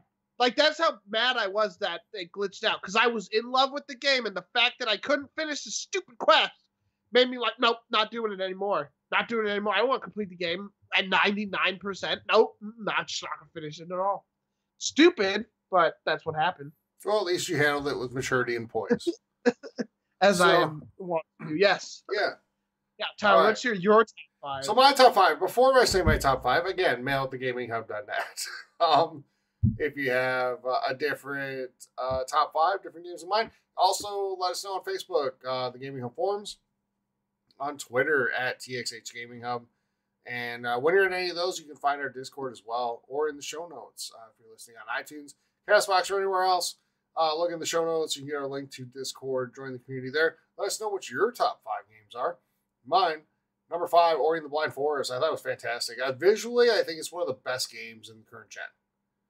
Wow. It's just super cool. Like the scene with the tree, right? When it's hard to explain. It's fairly early in the game. Yeah, I think I know what you're talking about. Yeah, the tree, and there's all the colors going on around it and everything like that. Like, that is amazing. It's just such a good game, and it's hard. It's not necessarily easy, and you got to be pretty strategic on how you play it. It's a fun game. Number 4, Halo 5. I know this game got some hate for the campaign, probably fairly, but the multiplayer is really fun, and I have a really great time with it. So to even still, like, we jump in it once in a while and play. The game came out 2.5 years ago at this point. So it's I think it's a testament to the game that, we still jump in and play multiplayer once in a while, and it's still pretty fun, and it's easy to find a game. So a lot of people are playing the game. Yeah, and if you didn't let me choose GTA 5 or Diablo because they came out on original systems, I would put Halo 5 as my number 5. Yeah. Those are my top 10. Okay. An honorable mention for me is Ori and the Blind Forest. It was a great game. Can I finish my top? No, we're gonna keep interrupting you. Okay. No. That's fine. So, number 3, I've written a fair amount of reviews for the Xbox Hub, and Unravel's the only game I ever gave a 5 out of 5. I think it's fantastic. I think the story is tremendous. And I think the visuals in the game are great. I think the sounds in the game, I think everything in that game contributes to how the story wants to make you feel. and I think it's fantastic. And Steve, I know you have a different opinion on the game. We'll get to that in a second. But Didn't finish it. like, yeah, of course. But I think this game is freaking awesome, and I think it's great. And it started with when the game was announced at E3, and I think it was 3 or 4 years ago. It was announced at E3, and the lead developer got up on stage during the EA conference, which is normally a complete train wreck, but this was like a moment of gold in the EA conference. And this guy got up there, and he was so nervous, and he was so like proud of his game that he couldn't even really speak. He kept stumbling over his words. He kept like losing where he was in what he was saying, and he just became kind of emotional, and it was so cool to see the crowd. They're just really support him and, you know, just kind of applaud and all that stuff to kind of help him through it. I thought it was super cool. And, you know, so many times we see games introduced at E3 and it's exciting and it's fun, but it's very much a business thing. Like, these games were created around a conference table, like what's going to sell the most copies. This game, this guy was truly invested in. He cared about it. It was important to him. And I was a fan of the game from that moment, and the game delivered for me in pretty much every way. Steve, why don't you like Unravel? It's not that I don't like it. I just don't love it in the same way that you guys do. Okay. I love Ori and the Blind Forest. In fact, actually, the first time I played it, I didn't make it super far. But then last E3, like when I saw the new trailer, I'm like, oh, I should go back to it. And Graham, you remember this probably. Me and Graham were sitting in the party, each playing our own, like game of or story of Ori, and it was kind of competitive, but not really. But it was like, who's gonna finish first? And like, I knew where Graham was at, and he would be like, I died, and I'm like, haha, you suck. and, like, And then later, there were in parts a where fun he kept way. dying. Exactly, that's what happened. So it's like a mixture of being competitive, but I really did love the game. Like, it was amazing. Sure. Unravel was like, the puzzles weren't that hard. Like, No, it's not. I didn't fall in love with the character that much. In fact, I'll give you another game I haven't beaten, and this one is also ridiculous, is Inside. I played it once, Super good. got probably 3/4 of the way through, but never wanted to go back. I I'm feel in like the that same game boat was as you. definitely a one-sitting type of game, and I did that with Limbo, I'm pretty sure. Yes. And I love the Limbo. same story here, yeah. But I couldn't finish Inside, and same, I couldn't finish Unravel. If I sat down and played Unravel, and I don't know how long the game is in one sitting. Problem is, I can't sit somewhere for 5 hours doing one thing over and Well, over again. I didn't do it in one sitting, Steve, but I will say Inside's worth the playthrough to get to the end. I don't agree with, you know, the article that we referenced at the beginning of the segment that it's the best game on Xbox One, but I think it's in the top 10, and it's fantastic. The story's great, and it's a very deep story. It's a very emotional story, and I think it's really good. It's worth a playthrough. I would give it another shot. I got You don't have stuck to at do it one all in point, sitting. and I gave up. I wanted to beat it. I'll definitely give it another go. I like those types of games. I like puzzle games. It's just, I don't know. Unravel never really did it for me with the difficulty of the puzzles. Like, I didn't find myself thinking, and I never was attached. And Inside was great. I think I had something come up, and then I was like, I'm not in the mood. Yeah. Okay. Well, if you're looking to increase difficulty of Unravel, you could go for all the collectibles, because some of those were Sure, really tricky. They are. Like, I looked up videos on how to get all of them, most of them. I can't remember now, but I thoroughly picked that game to pieces. Like, I went I did too. back over it and got everything. Yep. And to me, I don't know about you, Graham, but Unravel to me is more about the story Yes. than the puzzles. But it never hooked me. That's why. It's Yeah, just, and that's fair. It's not, I mean, you know, some games just aren't for some people. It's okay. Some people are But- just cold. Yeah. apparently. But, but I thought it was a great game about a lot of different things. There were a lot of different themes going on in that game hmm that I thought were just great. So that's my number 3. Number 2 is, man, it's one of the best games I've ever played. It was a game that I wasn't really that hopeful about. Like, I knew it was going to probably be fun and good. But when I sat down and played it, it turned into one of those games that I was just like, wow, I can't put this down. And that was Rise of the Tomb Raider. I just thought the story was fantastic. I thought the action sequences were great. I thought everything about this game was awesome. First Tomb Raider game I ever finished. You didn't finish the first one? Nope. I didn't. Jesus, Tyler. I know. I need to go back and do it. I've You almost need to finished. finish. You need to finish Sunset Overdrive and like 85 other games. Be that as it may, Tomb Raider's like 10 hours long, okay? I know. Like 40. Okay, so Wait. I want to hear it. Yeah. Okay. Assuming you don't do all the extra tombs and shit, you can finish that game probably 6 to 8 hours. Yeah. And in fact, I did, because towards the end, I gave up on doing the tombs and was like, I just want to get through it. Because I'm like, they keep hyping up Rise, so I want to get to it. And then I was burnt out when I finished it. So eventually, like, I'll play Rise by the time the new one comes out. Spoken like a And true then procrastinator. What I'll do is I'll finish Like in your Rise. game, Graham. I'll finish Rise when the new one comes out, and then I won't play the new one until the next Tomb Raider comes out. Probably. That's been the case because I played the first Tomb Raider when Rise. Which, by the way, is September, Steve.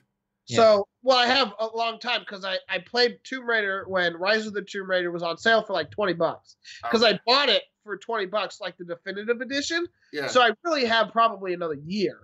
So I don't have to, I don't have to. You know, as far as franchises go, this might be the one where I played most games in that franchise. Really? Okay. Yeah. Not even Fallout? No, I own all the older ones, but I haven't played any of the PC ones. I didn't play 3 in New Vegas because that's more than Tomb Raider, unless you count the Tomb Raider games on like the PlayStation 2. Well, that's what I mean. I mean all of them, like Anniversary, Tomb Raider 1, Tomb Raider 2, Temple of Osiris, and all those other ones. So Graham's saying he's not as big of a Zelda fan as he says he is what? Actually, that's funny because I forgot about Zelda. Zelda's probably the one I finished the most. Well, it's easy to forget about Zelda. Yeah. Well, we're talking about PlayStation, Xbox, and whatever, because they have their own franchises. Okay. So my number one is Sunset Overdrive. Okay. I can't remember the last time I had so much fun with the game. And I'm still waiting for that experience again. And I'm really bummed, like you said before, Steve, that Microsoft let Insomniac go without doing a second Sunset. And now they're building what is going to be an amazing Spider-Man game on the PlayStation 4. And the moment that game releases and gets awesome reviews, they're going to regret it. But I had so much fun with Sunset. I can't stress enough because this Sunset, I think, is the most underplayed game of this generation. Yes. I think that people look at it and they look at the pictures of it and they just look at it on the surface and they're like, no, that doesn't look fun. But I'm telling you, if you give this game a chance, the chances are you will love it. Like, even Graham, we finally got Graham to boot up Sunset Overdrive. And I know that's probably going to get delayed now because you're going to have God of War going on. That fell down on the list. But you were having some fun with it. And you might not love it to the extent that I do. But no, I don't. But you were having some fun with it, though. Yes, no, I was enjoying it. It's fun. It's fun. That's what I'll say. It's straight up fun game to play. Yeah, like I'm not saying everybody's gonna think it's as awesome as I do, but it's worth playing. Wouldn't you agree, Graham? Like it's part of the Xbox One experience, and it's worth playing. It is worth playing. Yep. Yeah, and they've done everything to get this game in people's hands. They've made it free. It was Games with Gold for a month. That's how come I have it. It's part of Game Pass now, isn't it? I can't confirm that. I think it is. They put it on sale a million times. It's the only game that's on sale more is Grand Theft Auto. Yeah. But I don't count that as a sale though, because it never goes below 30. But no, I know. No, what's always on sale, Steve, are the money for online. Yep. Yeah, the add-ons. but Sunset's awesome. Like, I wish more people would give it a shot. And I almost wish that game was multi-platform because I think it would have been a for sure sequel. I almost feel like Sunset Overdrive is more of a PlayStation type game than an Xbox type game. Because Xbox type games are the like hardcore serious shooters and stuff like that. And I feel like games like Sunset might appeal more to the PlayStation crowd. I might be wrong on that. You guys might disagree, but No, I agree. Because the Infamous is a game I think of when I think of Sunset Overdrive. And Infamous is a PlayStation game, obviously. Yep. And even like the game that came out multi-platform called, what was it? Prototype was more gritty than the Infamous games. Yep. And yes, Sunset definitely didn't feel like an Xbox game, which I think is what they needed. I just think Xbox fans were a little too, the saying, beggars can't be choosers. Well, apparently they can. In the case of Xbox, that's not quite true. But yeah, I do feel like PlayStation gamers have more of a broad palette. Like, they just like more types of games. And Xbox gamers love their shooters. And they love their, like, sports games, racing games, stuff like that. But once you venture too far out of that, I feel like they're just like, not for me, And they don't really give games a chance. Whereas I think PlayStation gamers generally will embrace more of the genre spectrum. Well, I don't think that's entirely true because I think PlayStation just has a bigger user base to work with. Well, they do, but they didn't last generation. No, they did though. Did they? I'm 85% sure just because of the way you phrased that, did they? But yeah, because Japan is almost entirely Sony, and then there were a lot of PlayStation 3 users in America. I think there were more Xbox than PlayStation. Sony didn't catch Xbox 360 in sales until the very end of the generation. Like the very end. The Xbox 360 sold over 80 million units. I'm not saying they didn't. I'm just saying that I think that a lot of the user base for last generation was basically equal. But what I'm saying, though, is Sony has more of a broad appeal. So they appeal to Japan, and they appeal to lots of different places. Xbox's bread and butter is in North America and the United Kingdom and certain pockets of Europe. Yeah, and maybe Australia. Yeah. I can agree with that. But because they've done... when I think Xbox, I think pro shooter racing games. Exactly. And that's my point, kind of. Not rightly so, because that's what they've had. Gears of War, Halo, and Forza. And there's the outliers like Sunset Overdrive or my favorite game of all time. Not quite, but close. On the Xbox, at least, it was Lost Odyssey. Great RPG. Okay. Actually, one of my favorite RPGs ever. In fact, it's better than a lot of the PlayStation RPGs. But those are outliers. They didn't do amazing. Well, that's what I'm saying, though. It's kind of a chicken or the egg conversation. Is the fan base that way because that's all Xbox makes, or is the fan base training them to release only those types of games? Because when they release games like Lost Odyssey or Sunset, people don't buy them. You know what I mean? Which is the egg in this situation? I think they need to make the games, though, because I feel like if you could put out a good RPG this year, a good hack and slash action game, a good shit they don't normally put out. We're gonna get a Forza 4 Forza Horizon 4 almost guaranteed. We potentially could get a new Halo game. Chances are 50-50. And then if you could throw a good RPG, a good hack and slash game similar to God of War or whatever, even if and then a good Fable game.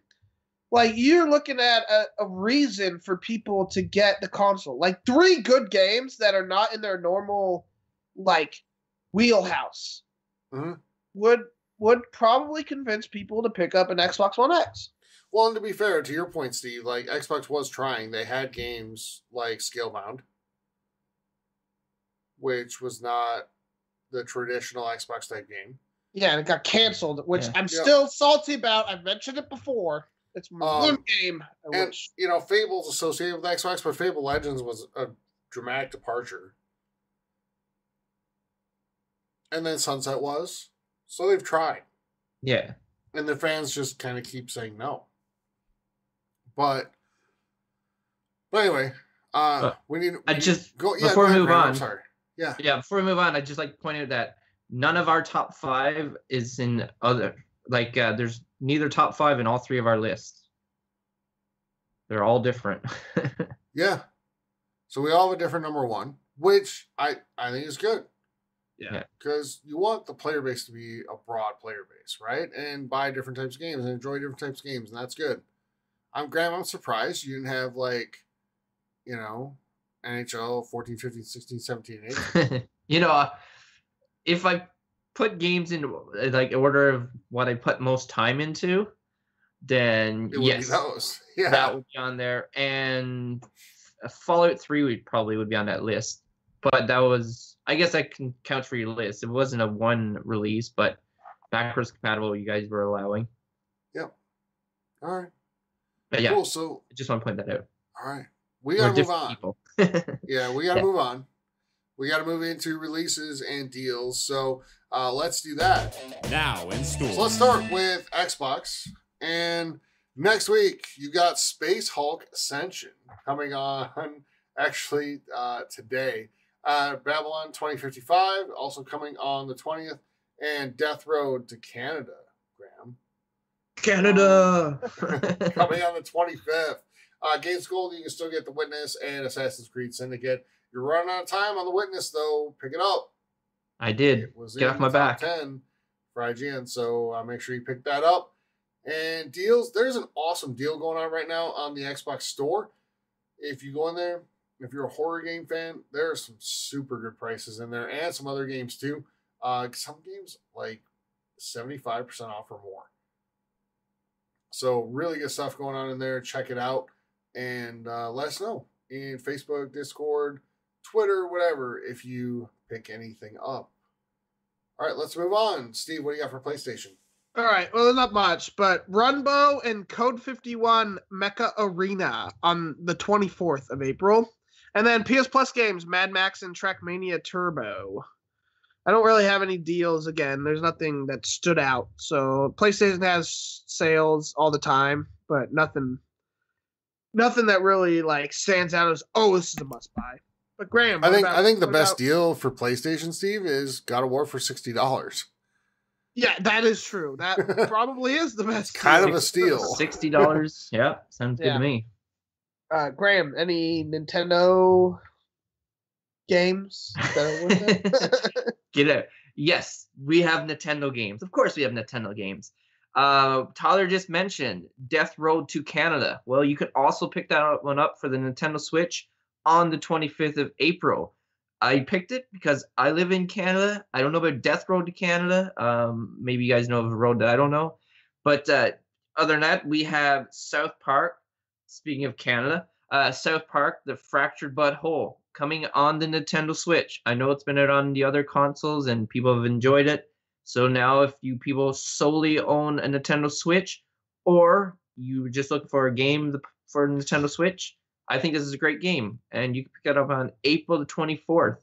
And then another game, which has already been released on the previous consoles, is Late Shift. Now, you've heard us talk about this game. It's basically a movie that you control the ending or each scene. It progresses on what decisions you make.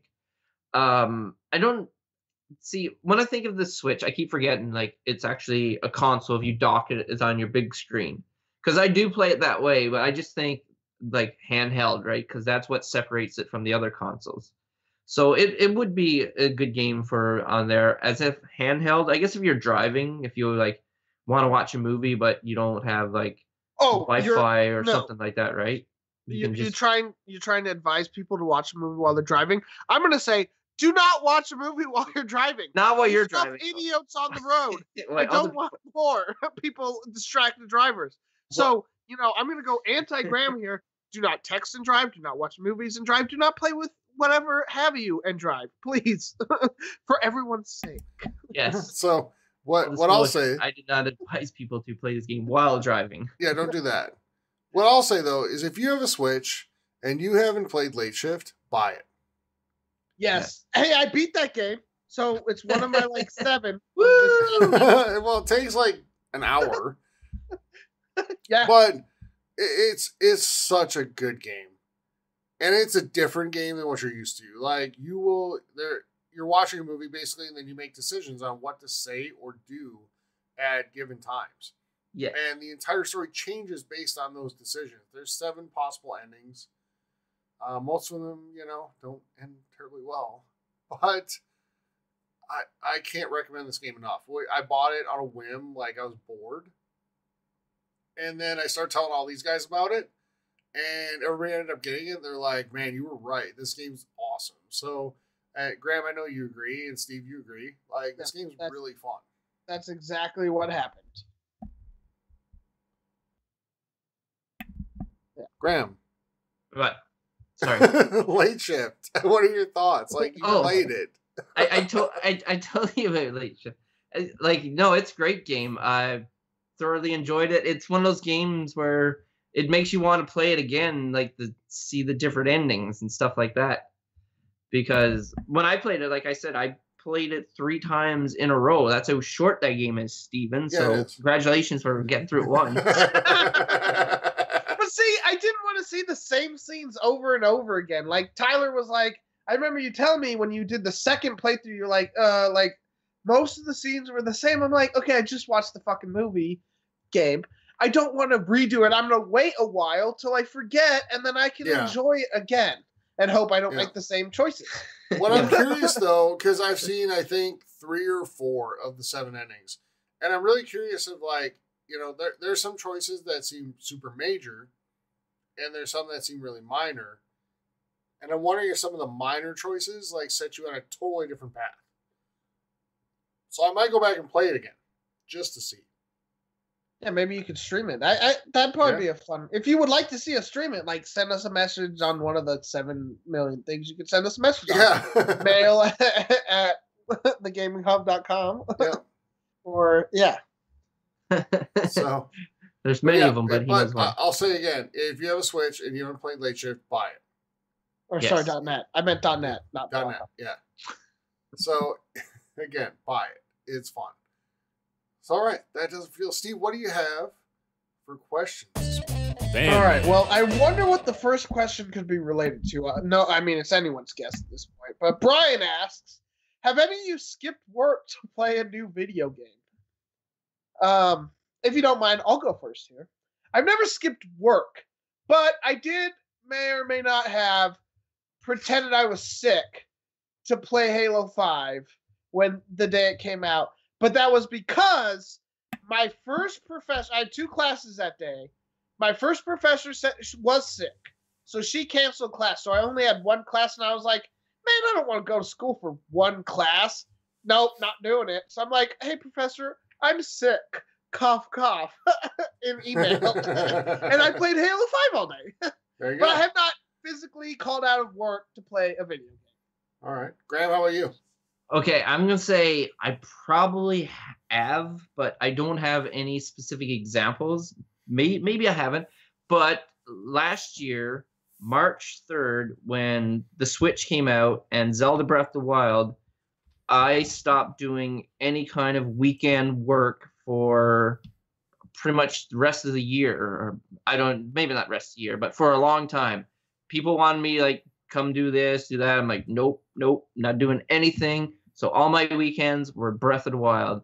So as far as skip work, there's been many times which I wanted to skip work, but part of me is like, you have bills to pay, or if you want to buy that, you need to go to work.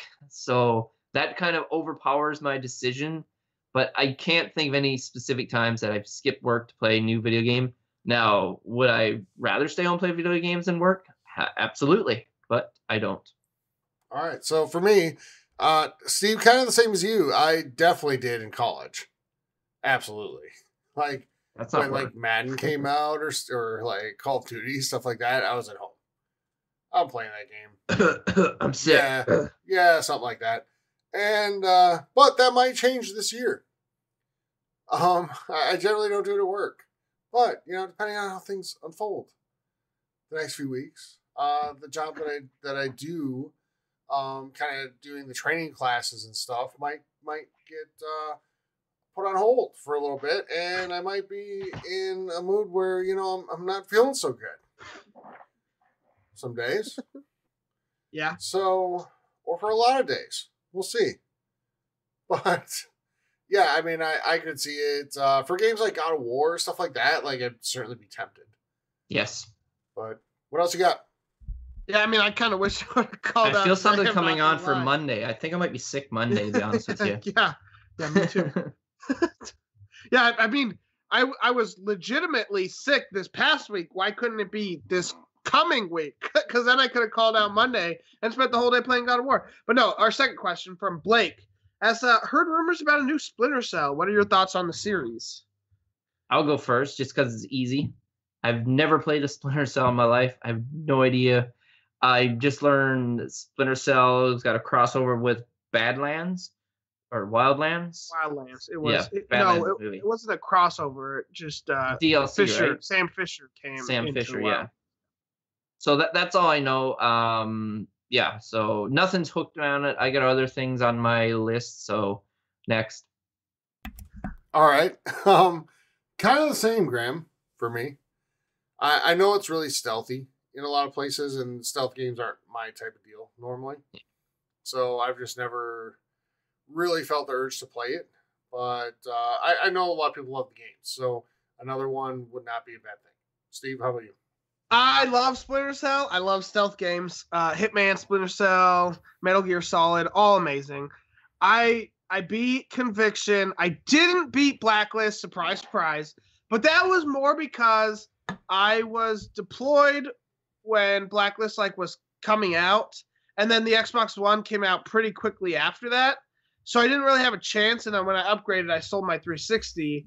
And so I didn't play most of the games. Like, I wouldn't have played Grand Theft Auto 5 had it not come to the Xbox One. And that's why I count it as an Xbox One game. So, yes, I would be absolutely stoked for a new Splinter Cell game. I like stealth games. I like Conviction. I like Double Agent. And that was the only two. I played Blacklist, but I didn't beat it. So I would like a new one. I would like Blacklist to come to Xbox backwards compatibility, because then for sure I will beat the game. All right. For sure you would. about it. For sure you would. For sure, probably, maybe, definitely, probably not. But I would play it, wouldn't beat it. All right. So I think we got time for one more question. All right, Fire last away. question. Tony asks, what do you think of crossplay between consoles? To me, and I'm speaking about him, it's a failure if next generation doesn't have it. Yeah. Well, Now- this generation can have it. Yes. It's and we've called out Xbox a fair amount, but let's be fair. It's not happening right now because of Sony. Sony's making the conscious decision to say, no, we're not going to do this. Yes. And, Sony, you make freaking awesome games. But when it comes, and you do a great job at public relations and all that stuff. But when you say you're all about the player and giving the most choice and most options, you don't allow things like EA access on your system. Because, you say you're about player choice, but then you make the choice for them. Same thing here. You're making the choice for the players. And I get it. From a business standpoint, I totally get it. But this is what players want. I don't want crossplay between console and PC. I absolutely don't. Even games like Sea of Thieves, it's already ruining it. Yeah. Because I was there's gonna mention the that. cheat programs you can download on PC that I'm pretty sure we've run into already that are making the game not as fun at times. I don't want that. I want cross-console play. But we can see it. It's just up to Sony to do it at this point. Microsoft's already said they're all for it, and Nintendo has to. So, Graham, what do you think? Yeah, no, I agree with you 100%. I think the big issue with crossplay, it's like Tyler said, with PC and consoles, like it's so easy to cheat on the PC. So between consoles, that would be amazing, and I think we deserve it as gamers. We dedicate and we give so much money, and we have friends that play, and now you're segregating friends. Like, oh, I'm not as good friends with this guy because I play all the time with this guy online because he has the same system as me. Yep. This other guy, like, I'll see him at school, but that's it. Like, after that, maybe we'll hang out a couple times. Mm-hmm. So I think consoles, 100%, they should be crossplay. I don't understand why Sony's got to be this way. It doesn't hurt anything. If anything, it makes things better, because if I had a friend, well, I do have friends, and like they play NHL like 18 or whatever, like the future one's coming out or one's out now, like I would be playing with more friends. Like he has PlayStation, he has NHL, and I have Xbox and I have NHL, but we can't play. It's like, oh, we should play. It's like, oh wait, we don't have the same console. Right. So yes, get this figured out. Don't make us wait till PlayStation 5 or 6, like 2030 or whatever. Do this now. I'm telling you right now, we want it. Give it to us. Yep, good call. All right, gentlemen, let's get out of here. Wait, do I get to answer this question? Oh, I'm sorry. Go, no. But hurry. All right, I'll hurry. I don't give a shit about crossplay because I realize the people I want to play with are the people I want to talk to, and I don't see how crossplay is going to allow like chat. And it could happen, and if but it that's does, gonna be a part of it, though, in my opinion. opinion. It better be a part of it, because otherwise I don't care. I don't need to play with someone on PlayStation if I can't talk to them. And so without that, and like I want to be able to add them as a friend too, because I want to be able to invite them to shit. Yeah, so at that point, it seemed So I don't understand. I don't see how this could be a thing. Like PC, you can add anybody. Xbox, you can add Xbox players. PlayStation, you have PlayStation players. Invite them. Blah blah blah blah. And talk to them. I don't see how you're going to be able to coordinate like with people without just doing extra work. And I mean, not to sound lazy or anything, but frankly, I don't care. I have friends on my Xbox and I have friends on my PlayStation. And if I want to play with friends on my PlayStation, I will. And if I want to play with friends on Xbox, I will. And yes, it sucks, these games that come out on both, that you can't play with them, but tough. That's my thoughts. All right, great. So that's going to do it for episode 92, everybody. Thank you for the questions that you sent in. If you'd like to submit questions, be entered for a monthly giveaway, you can do that by joining the community on Facebook, the Gaming Hub forums. You can do it on Twitter at TXH Gaming Hub. You can do it on Discord by visiting any of those two things, or going to Twitch, TXH Gaming Hub there, and going to YouTube, the Gaming Hub podcast. We'd appreciate that. We'd appreciate you to head over there, subscribe to us, and check out the videos that we have there. So, for Graham and Steve, I am Tyler saying thank you so much for joining us for episode number 92. We'll be back next week with episode 93. Until then, everybody, have a great week. Play God of War. Yes. Yes. Take care, everyone. Have a great week. We'll talk to you next week. Have a safe weekend. Bye.